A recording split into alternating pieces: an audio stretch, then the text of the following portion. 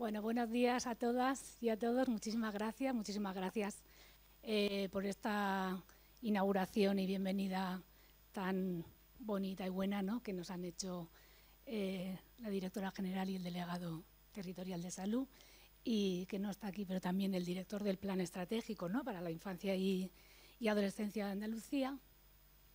Yo soy Ainhoa Ruiz. Es que después de esta presentación me quedo un poco así.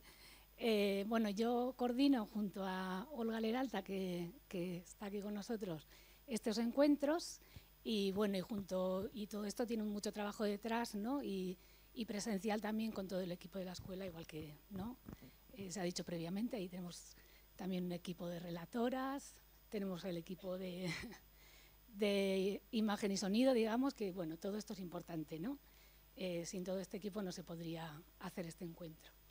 Bueno, este encuentro, como se ha comentado, se enmarca dentro de la Estrategia para la Inmigración de Andalucía del 2020-2025 y también, bueno, se financia por los fondos de reasentamiento y reubicación de refugiados que la Consejería y esta Dirección General confía en la escuela, ¿no? Y la escuela, y junto con otras entidades que estáis aquí presentes, ¿no?, no solo personas y profesionales del sistema sanitario andaluz, sino también entidades del tercer sector y todas las personas que estáis trabajando en los centros de protección, que me ha gustado mucho, ¿no?, que la directora general los nombrara, porque este trabajo tiene que ser intersectorial y tiene que ser de diferentes niveles, porque si no, no es posible, ¿no? No es posible atender bien a esta población y, bueno, a toda la población en general, pero a la infanto-juvenil pues más, ¿no?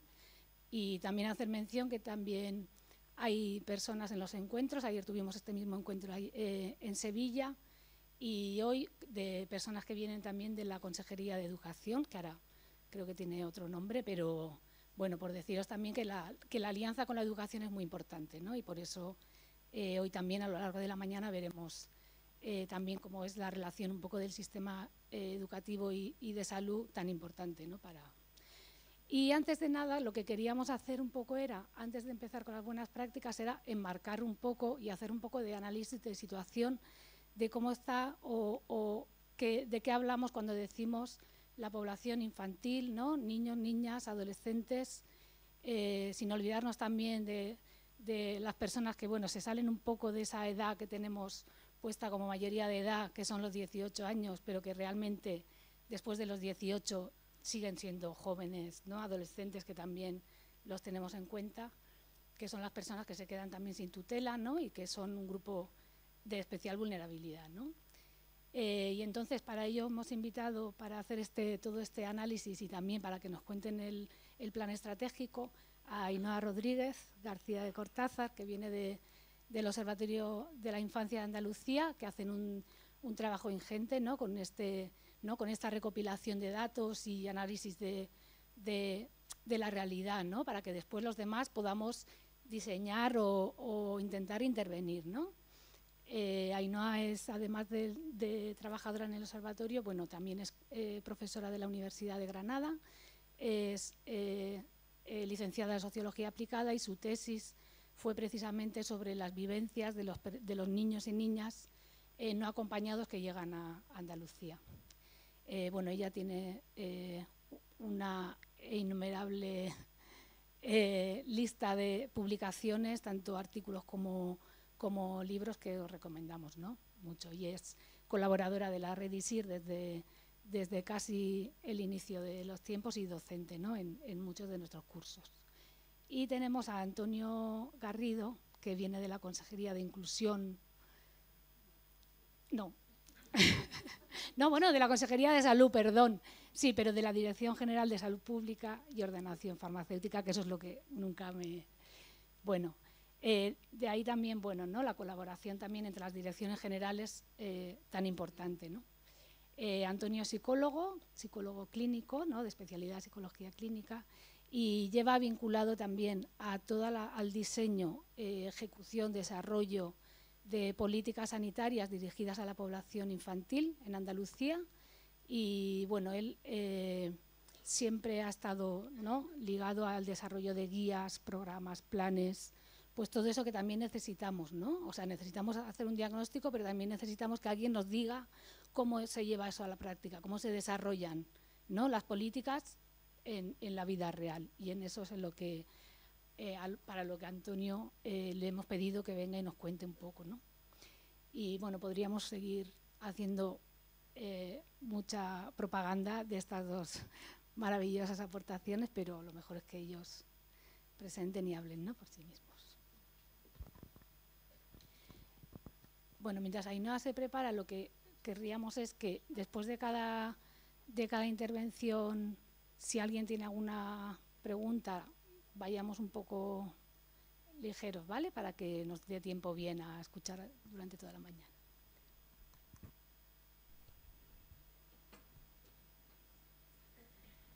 Hola, ¿qué tal? Bueno, muchísimas gracias a la Consejería, a la Escuela Andaluza de Salud Pública, en particular al equipo de la Red CISIR, por invitar al Observatorio de la Infancia y Adolescencia de Andalucía a estar aquí, a aprender de vuestras experiencias y de vuestras prácticas. Y como bien ha dicho Ainhoa, pues voy a hacer una aproximación, enmarcar a nivel de cifras y de datos lo que son las migraciones infantiles y adolescentes en Andalucía y bueno, para ello voy a trabajar en forma de Zoom, ¿no? O sea, voy a ir haciendo como una especie de foco que vaya desde estas poblaciones a nivel mundial y luego a nivel europeo, español, y para centrarnos ya en nuestra comunidad autónoma. Quiero deciros que, bueno, que creo que es importante, aunque a veces nos cansan un poco escuchar cifras, escuchamos bailes de cifras y demás, pero desde mi punto de vista, y no creo que sea la única persona que piensa así, son fundamentales para poder planificar, diseñar, dotar, presupuestar recursos, tanto sociales como sanitarios, educativos, iniciativas, etcétera, también para desmontar todo tipo de falsas alarmas y de bulos que a veces se generan contra este colectivo de niños, niñas y adolescentes o jóvenes migrantes y que, bueno, pues que conllevan luego, se entienden, racismos, violencias, etcétera, ¿no? También he de deciros que no siempre tenemos las estadísticas que queremos ni los registros que queremos, que hay limitaciones a este nivel. Y también, como tenemos poco tiempo, pues voy a redondeado las cifras y quitado los porcentajes para agilizar lo que pueda ser la interpretación y la lectura de lo que vamos a ir viendo.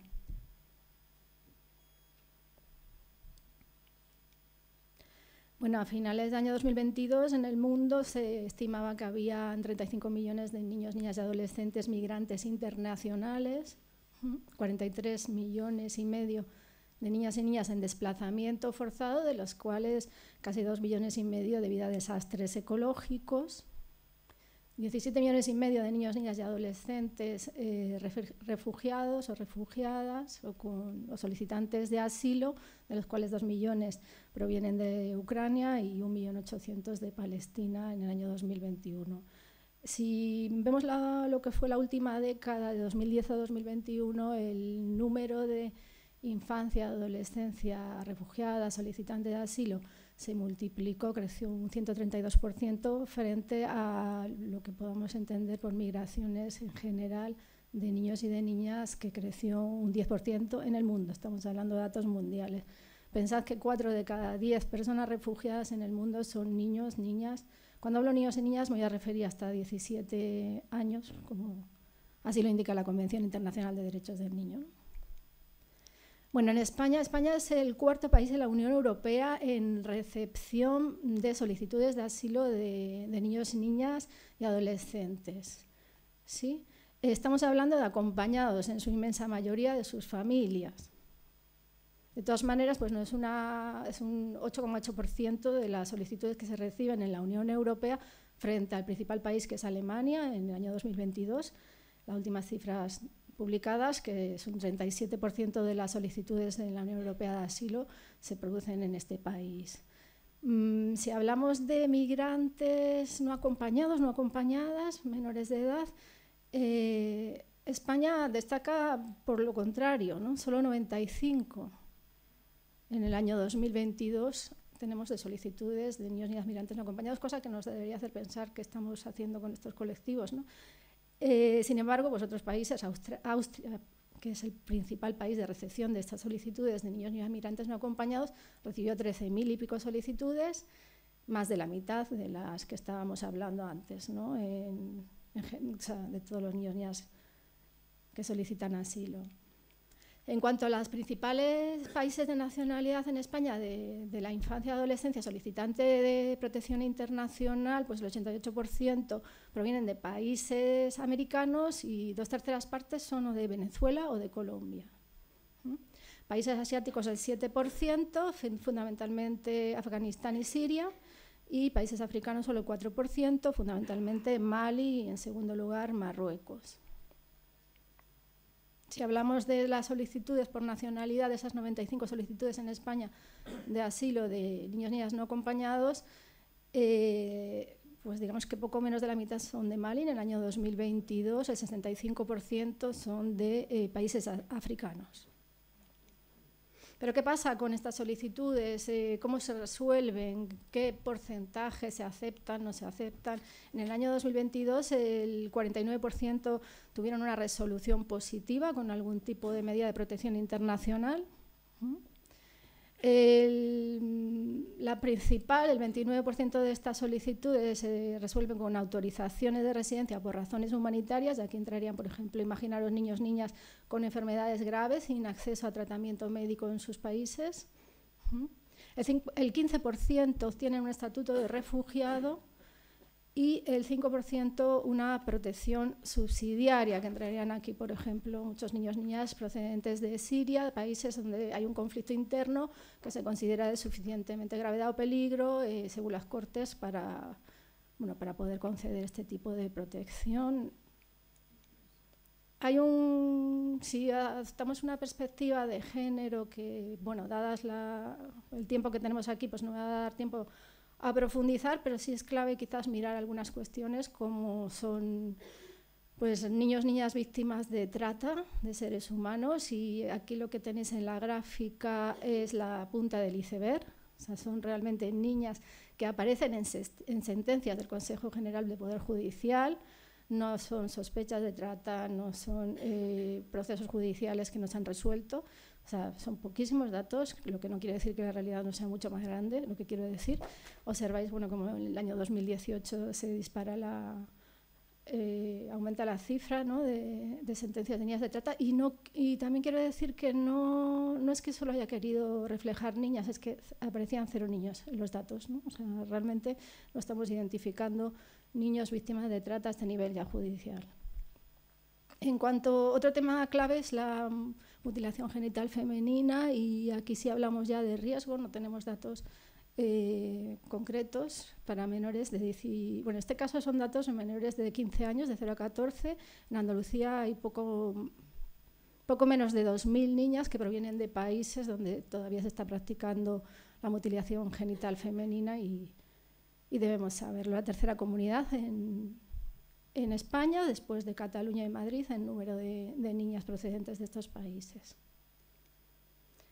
Entrando ya en Andalucía, pues vamos a ver algo que nos interesa mucho para marcar, ¿no? No todos son, ni la mayoría son niños, niñas y adolescentes migrantes no acompañados. En Andalucía tenemos en el año 2023 125.452 niños, niñas y adolescentes con nacionalidad extranjera. Algunos han nacido en España, pero la mayoría pues, han nacido en otros países. Como podemos observar, a lo largo de la última década hubo un descenso de 2013 a 2017 en el número de estos niños y niñas, aumentó hasta el año 2020, con el contexto de pandemia se redujo 2020-2021, y de nuevo 2022 y sobre todo 2023 aumenta el número de niños, niñas y adolescentes con nacionalidad extranjera en Andalucía. Principales nacionalidades, pues como sabéis, el 29% provienen de Marruecos, el 11% tienen nacionalidad rumana, el 5% son con nacionalidad de Reino Unido, Ucrania, Colombia o China, y en menor medida países como Italia, Venezuela, Argentina o Rusia.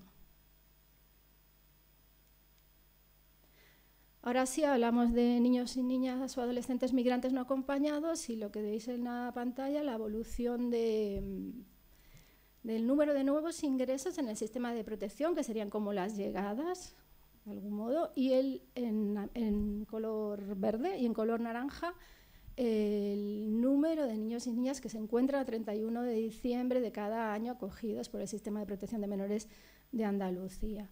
Bueno, observáis que en el año 2018 se produjo el momento pues, histórico hasta la fecha del mayor número de llegadas de estos niños y niñas a nuestra comunidad autónoma, y a partir de entonces pues, cayó notablemente la cifra de, bueno, pues de estos chicos y chicas de este colectivo. También llama la atención en la gráfica, en el año 2020, por primera vez el número de llegadas es menor que el número de acogidos o acogidas por el contexto de pandemia y también por el cambio de los flujos migratorios hacia Canarias. Y 2021-2022, pues vemos que también se produce, digamos, un igualamiento de las dos cifras, tanto el de acogidos acogidas como el de nuevas llegadas, lo que también nos puede hacer pensar hasta qué punto, bueno, genera hipótesis como hasta qué punto Andalucía ya no es un lugar, una comunidad de paso, ¿no? Sino que tenemos prácticamente cifras similares en llegadas y en estancias. En cuanto a las nacionalidades, pues la mayoría, como sabéis, provienen de Marruecos. En el año 2022 eran el 69%, de Argelia el 12%, y países como Gambia, Siria, Ucrania, etc. Depende del año, pues igual quizás este año, pues como veis, Mali no es tan frecuente y años anteriores sí lo fue, ¿no? Datos de solicitudes de asilo o de protección internacional de niñas, niñas y adolescentes en Andalucía, pues no las hemos logrado, no las tenemos publicadas por la Oficina de Asilo y Refugio, sí lo tenemos para población de todas las edades, pero para menores de 18 años no. Sí lo que tenemos también es del Sistema de Información de Menores Extranjeros de la Consejería de Inclusión los datos de solicitudes de asilo de niños y niñas no acompañados, que como veis pues son bajos, como ya nos anunciaban los datos para España, y aquí tenemos la evolución. Destaca en número 48 solicitudes en el año 2022 que coinciden, como os imaginaréis, con la guerra o con la invasión de Ucrania, ¿no? En cuanto a las principales nacionalidades de los niños y niñas en el sistema de protección no acompañados solicitantes de asilo de protección internacional, pues es Ucrania en primer lugar, seguido de Mali.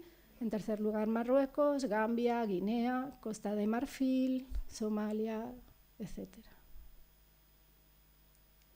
Y bueno, ya para terminar, quería traer las voces, las opiniones que dicen estos niños y niñas, y como estamos hablando de muchos colectivos y muy diversos, pues he traído lo que me ha parecido que en un momento dado pueda encajar y se pueda trasladar a otros más allá, ¿no? Y es el manifiesto de los niños y de las niñas que participaron en el Global Refugee Forum de 2023, qué demandas tenían y qué decían.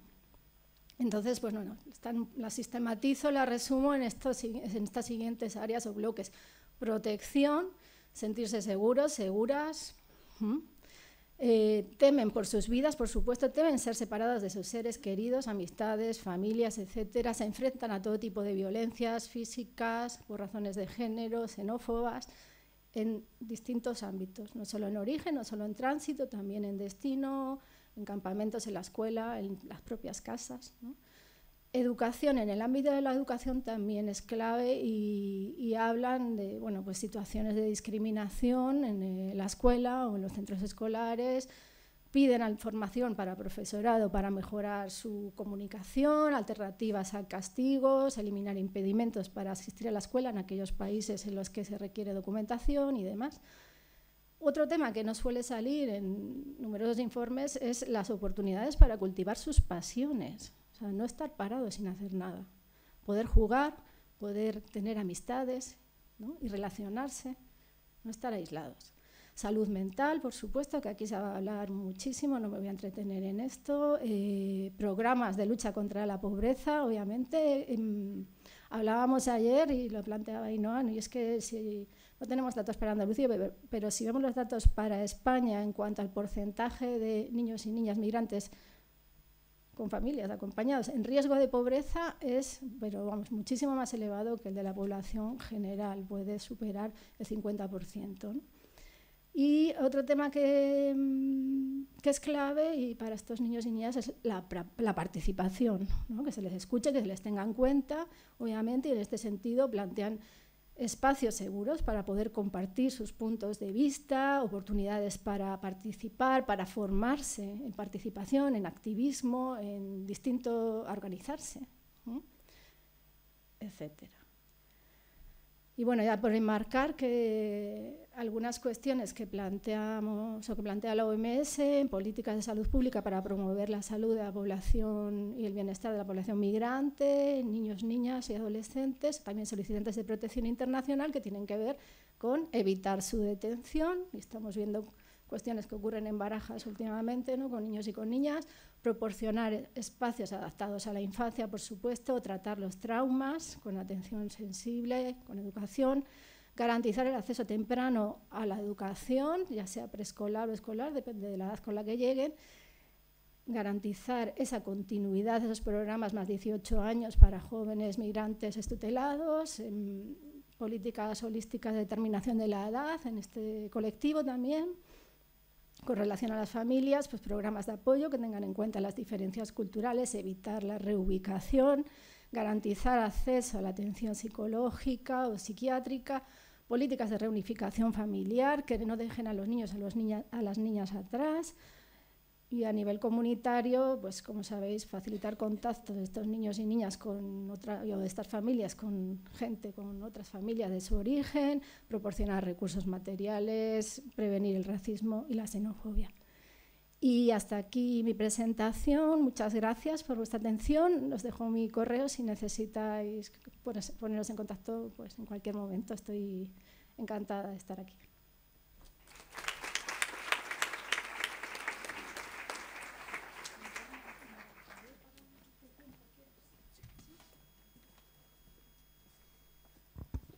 Bueno, sí, yo te aviso a los 20 minutos, ¿vale? No deciros, os veo que algunos estáis haciendo fotos de alguna diapositiva, claro, es una información tan interesante y tan rica. Los encuentros se están grabando, el encuentro de hoy se va a grabar. Lo colgaremos en la página web de la Red ISIR, ¿vale? En el apartado de encuentros, y las presentaciones estarán disponibles, entonces, y también tendréis eso, ¿no? El contacto con las personas que nos van a contar hoy tanto este panorama como las buenas prácticas, o sea que os podéis relajar en el sentido de no querer llevaros hoy todo, ¿vale? Venga. Bueno, buenos días. Yo trabajo en la Dirección General de Salud Pública y, bueno, la verdad es que no es muy agradable contar un plan porque bueno, lo cierto y verdad es que nos hemos dotado en el tiempo de muchos planes, de muchas estrategias, de muchas planificaciones, y a veces tienen un alcance bastante más limitado de lo que nos gustaría. Yo sí creo que hay que tener algún tipo de marco estratégico, ¿no? Y en este sentido es que se formuló este plan estratégico de salud de la infancia y la adolescencia que aprobó el Consejo de Gobierno en noviembre pasado. Y bueno, lo que voy a contar es un poco la lógica de alguna manera que ha animado su diseño, su formulación.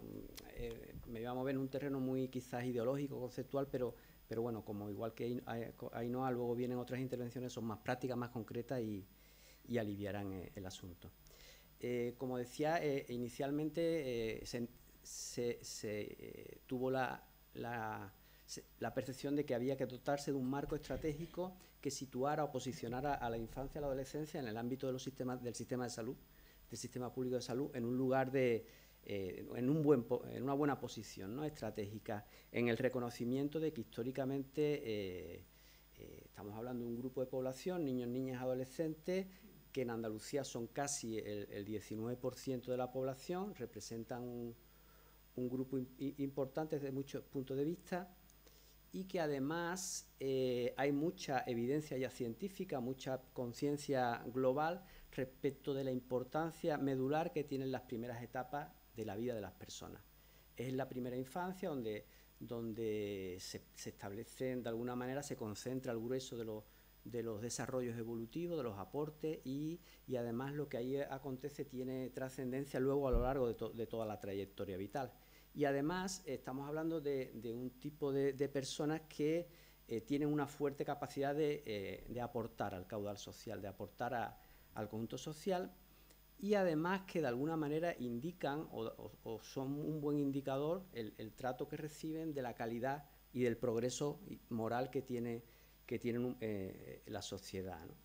En el caso del sistema público, del sistema sanitario andaluz, pues la verdad es que cuando diseñamos, pensamos este marco estratégico, obviamente teníamos en consideración todo lo que se había venido haciendo a lo largo del tiempo, que en distintas esferas, en distintos dominios, pues se habían ido generando muchas líneas de cuidados, de atención a este grupo de población, tanto en términos de promoción de su salud, de atención, etcétera, y en las distintas etapas. Algunos programas tienen una trayectoria, un desarrollo bastante largo en el tiempo, otros son más recientes, pero es verdad que tenemos un puzzle y de alguna manera este marco estratégico tenía que avanzar un poco en la integración de ese puzzle, ¿no? Y también tomando en consideración, pues bueno, toda la rápida transformación que hemos tenido en muchos aspectos ideológicos, conceptuales, respecto de un modelo biomédico más clásico ligado a la enfermedad, al paternalismo, a un tipo de visión de la salud como ausencia de enfermedad, etcétera, hacia nuevos retos o nuevos elementos emergentes que efectivamente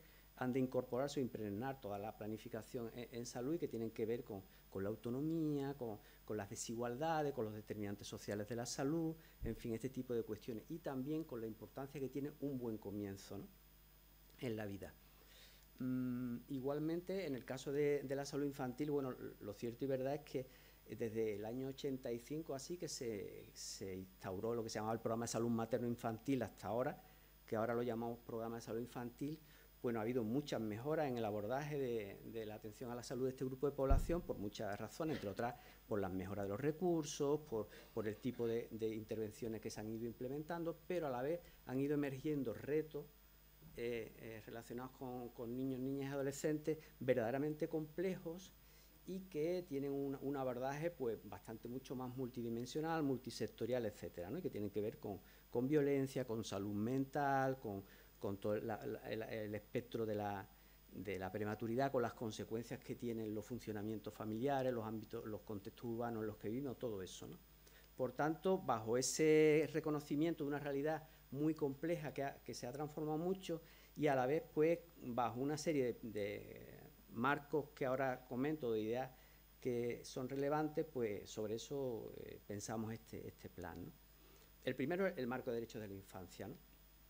Históricamente, el grupo de población de infancia ha sido el grupo de población más subalterno, más invisibilizado, en gran medida por su condición, su estatus de minoría de edad, que le ha impedido pues una representación política y un acceso a los distintos elementos de gestión de la sociedad, pero que todo eso lo que ha ido dando como resultado es que es un grupo de población desproporcionalmente representado en los presupuestos, en las políticas, en las estrategias y además con una mayor afectación de todas las políticas esto que se llaman ahora políticas de austeridad, políticas neoliberales, pero es que además es un grupo de población del que peor conocemos su realidad y que por tanto hay una constancia global de que el estatus de infancia genera una desventaja estructural, ¿no?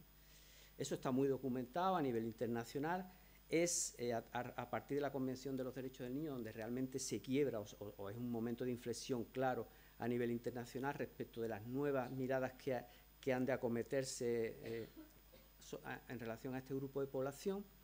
Es un tratado de derechos humanos. Esta convención es el tratado de derechos humanos más ratificado de la historia. España lo ratificó en el año 1990 y a partir de ahí se desglosan o se concatena una serie de nuevos enfoques en relación a la infancia que tienen que ver con su condición de sujetos de derecho. No son objetos de protección y de prestaciones, son sujetos de derecho, son titulares de todos los derechos. Otra cosa es que tengan una realización, un despliegue más progresivo, y además los sistemas públicos son garantes de los derechos de la infancia. Esto es muy importante respecto de la obligatoriedad que tienen las políticas de asegurar los derechos de la infancia más allá de los contextos familiares, etcétera, etcétera.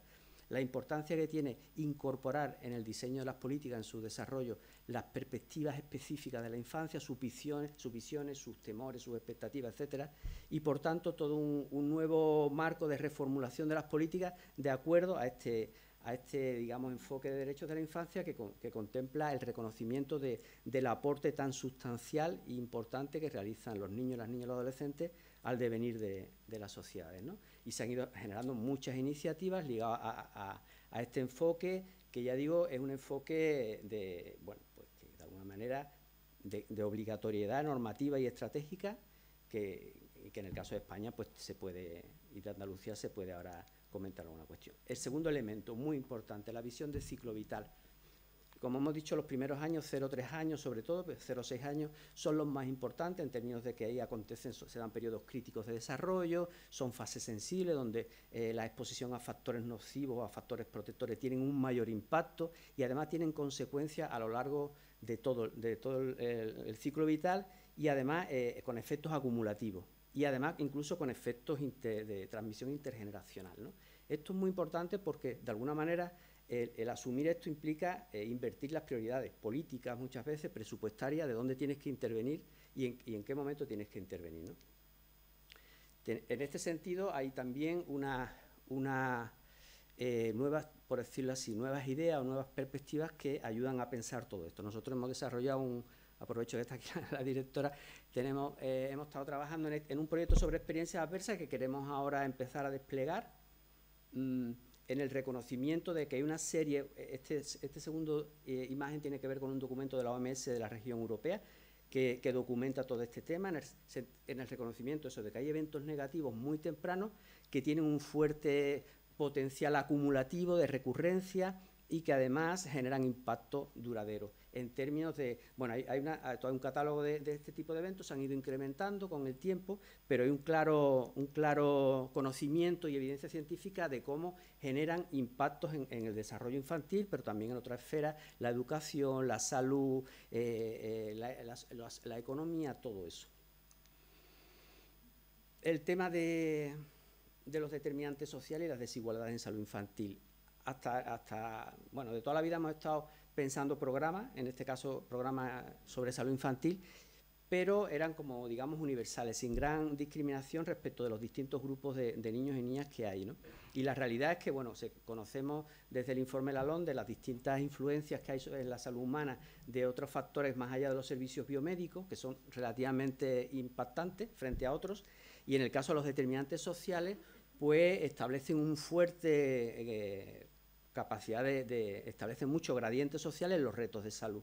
Este es un tipo de valoración, de parámetros de cómo se distribuyen desigualmente, en este caso la esperanza de vida al nacer, depende de donde la gente viva o nazca, pero cualquier reto de salud, obesidad, etcétera, tiene este mismo tipo de gradiente de salud. Por tanto, tenemos que establecer planificaciones que afecten con equidad, que impacten desigualmente en los desiguales, ¿no?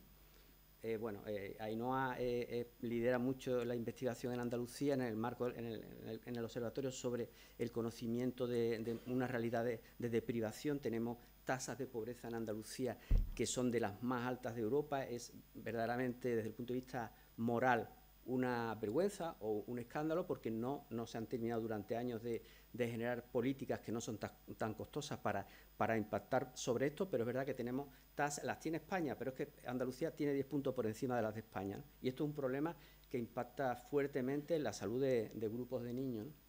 Toda la cuestión de parentalidad positiva y apego no puede entrar en mucho detalle, pero lo cierto es que el mundo ha cambiado mucho, las sociedades, y se han generado muchos cambios en los contextos familiares. Se ha pasado de la familia ideal a distintos modelos de familia, con cambios en los roles dentro de la familia.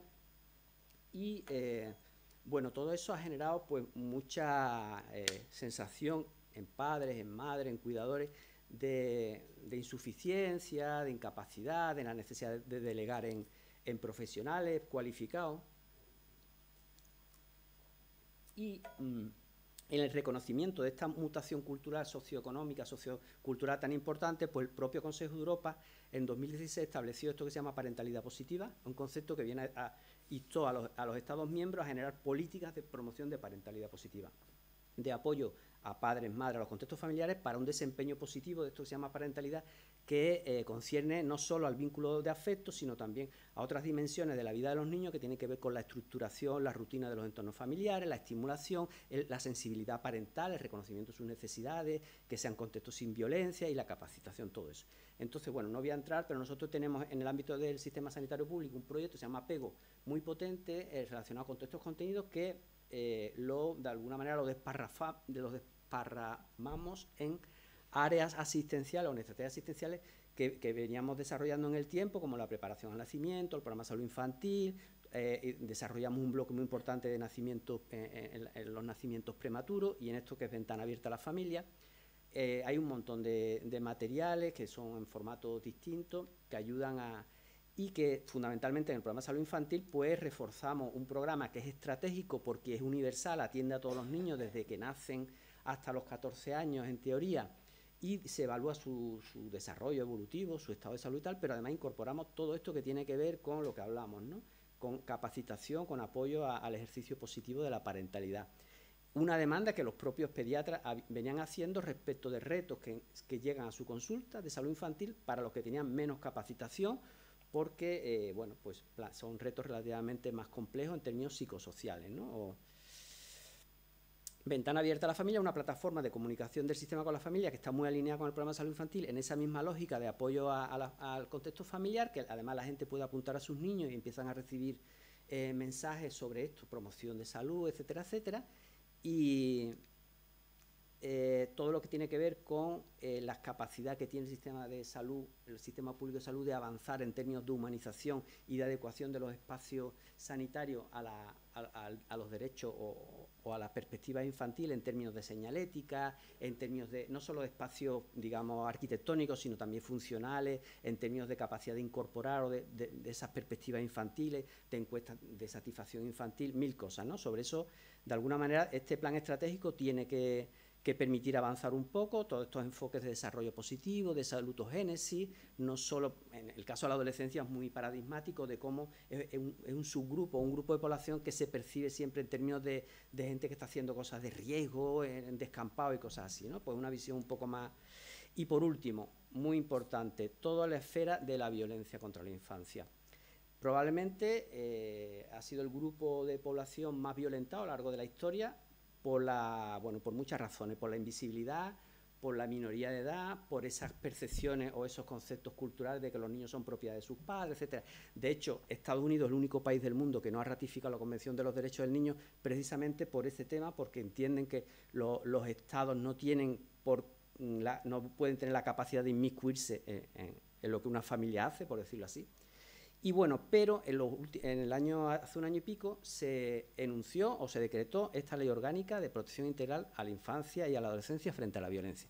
Esto tiene que ver con que el 2015 el Comité de Derechos del Niño de Naciones Unidas instó al Estado español a dotarse de un marco estratégico normativo que tuviera el mismo alcance estratégico que el que ya se había desarrollado respecto de la violencia que sufrían las mujeres, la violencia de género, entendiendo que el estatus infantil genera una posición de subalternidad que conlleva una violencia estructural. Por tanto, nos hemos dotado y ahora, en estos días, se va a publicar o a formalizar un protocolo sanitario en el que hemos trabajado, un protocolo sanitario a nivel estatal, que nos va a servir para mejorar el enfrentamiento, el afrontamiento, no solo a la violencia, sino un poco desde el espectro de prevención, promoción, en este tipo de promoción del valor social que tiene la infancia, de todo lo que aporta, pero a la vez. Bueno, obviamente cuando se ha acordado, se ha votado lo PIBI, ya se han venido desarrollando antes muchas iniciativas ligadas a todo esto que hablamos de la Convención de los Derechos del Niño, ¿no?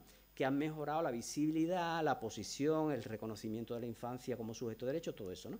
Pero sí es verdad que esta LOPIBI va a ser un verdadero espaldarazo al reconocimiento de que la violencia que sufre la infancia y la adolescencia es una violencia estructural y es un problema de salud pública, no un problema de los trabajadores sociales, ni del ayuntamiento, ni de los servicios sociales, es un problema de salud pública en el que el ámbito de la salud, con el conjunto tan amplio que tiene de profesionales muy cualificados, etcétera, etcétera, tiene un fuerte potencial en términos de promoción, de prevención y de identificación precoz de situaciones de violencia y de reforzar pues, todas las intervenciones colaborativas que se requieren para proteger a los niños en los contextos de vulnerabilidad. Hay un concepto que refuerza esta LOPIBI, que es el deber de comunicación cualificado. Los profesionales que tienen contacto con la infancia, especialmente los de educación, los sanitarios, tienen lo que la LOPIBI llama un deber de comunicación cualificado. O sea, están especialmente obligados a poner en conocimiento de las instancias competentes, policía, Ministerio Fiscal, sistema de protección, situaciones no de violencia, sino de sospecha donde hay indicadores de riesgo o de violencia.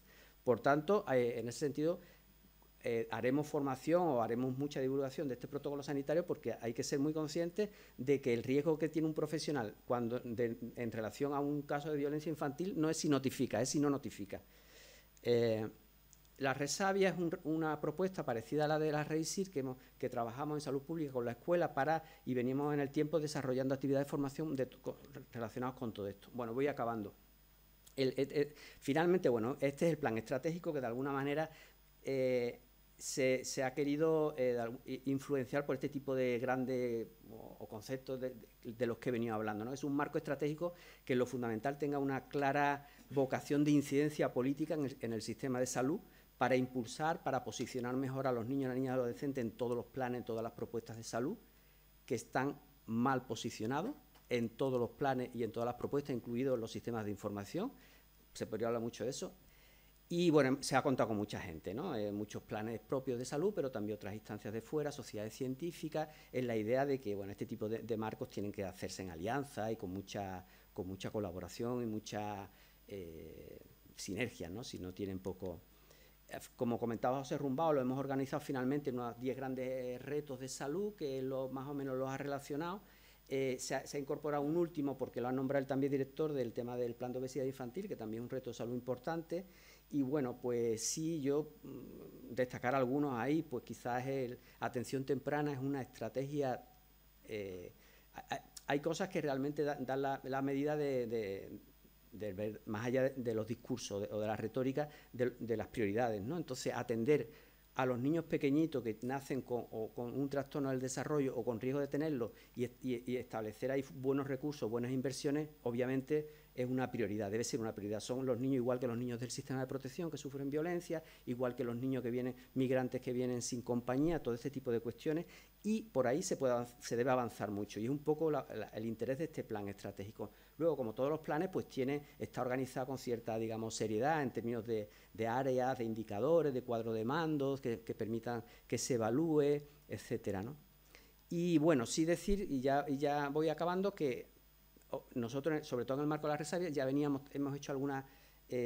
tomado alguna iniciativa de capacitación y relacionadas con los niños, las niñas y adolescentes migrantes no acompañados. Por ejemplo, elaboramos una guía de salud, que luego se hablará de ella, para que bueno, se le dé una atención sanitaria de calidad en función de sus características personales y familiares, todo eso, ¿no? Y también trabajamos con UNICEF un protocolo de actuación frente a la trata infantil, que es un tema verdaderamente sangrante, y estuvimos trabajando hasta hace muy poco con la Oficina del Defensor del Pueblo, que es también defensor del menor, en un protocolo que actualice todo el procedimiento de determinación de la edad, que es verdaderamente anacrónico, y todos los estándares internacionales indican que se haga de otra manera, bajo otros criterios de evaluación integral, psicosocial, y bueno, lo dejamos ahí parado porque los defensores del pueblo de todo el Estado español se reunieron en Tarifa y acordaron hacer una especie de marco común, ¿no? Pero en todo caso sería muy parecido a lo que veníamos haciendo y tiene que ver con este tipo de